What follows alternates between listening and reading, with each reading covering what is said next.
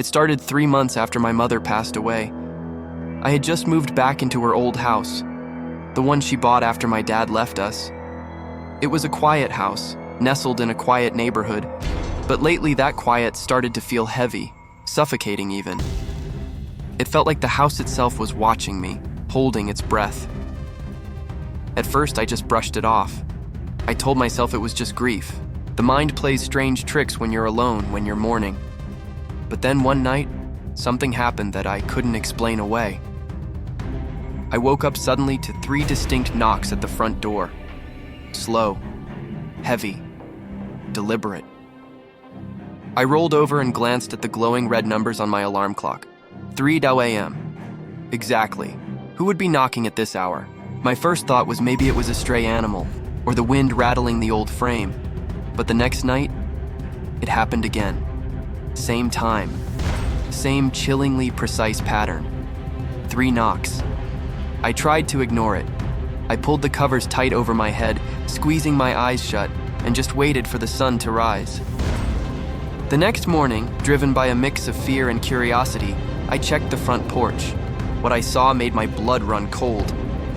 There were wet footprints on the steps, small bare feet, leading directly to my door. And then, they just stopped. There were no tracks leading away. No one lived nearby, and there was no reason for anyone to be out there in the middle of the night, barefoot. By the 3rd night, the dread was unbearable. I couldn't just lie there and wait. I sat on the floor by the door, my phone clutched in my hand, ready to call for help. The house was so unnervingly still that I could hear my own heartbeat thumping against my ribs. And then, right on schedule, at exactly 3 a.m., it came again. 3 knocks.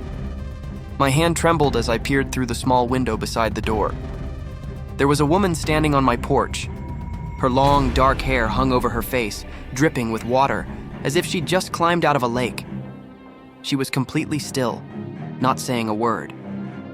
I couldn't see her face clearly, just the glint of pale skin, trembling in the cold night air.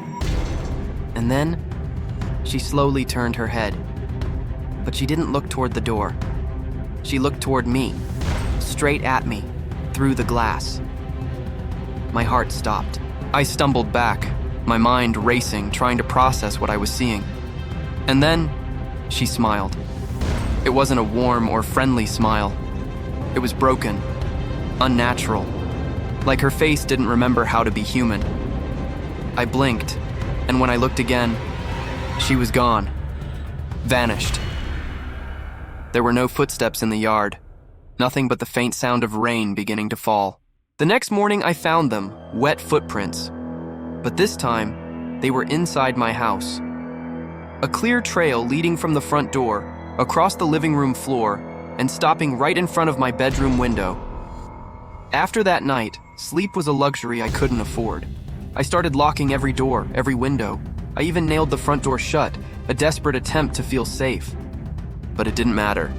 Every single night at exactly 3 a.m., I still heard it. That same knock, fainter now, muffled by the wood, but it was always there, persistent. After a week of this torment, I was at my breaking point. I called a friend, a contractor, to come and check the house. Something just felt fundamentally wrong.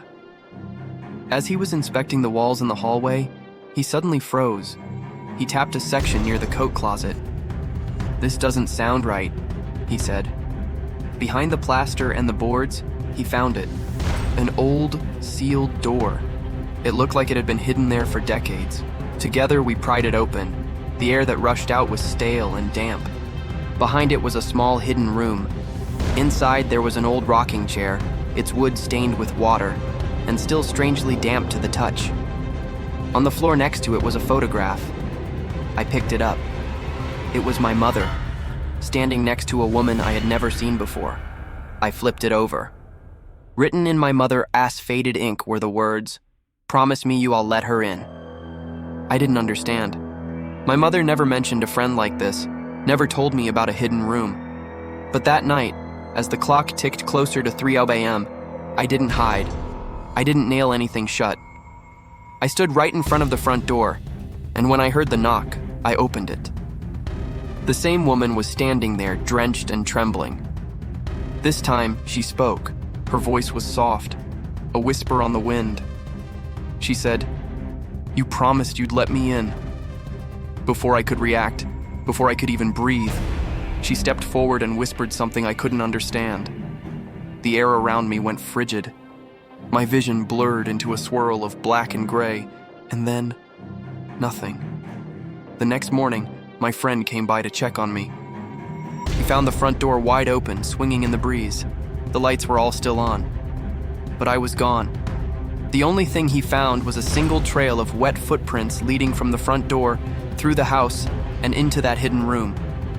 They stopped right in front of the damp, empty rocking chair.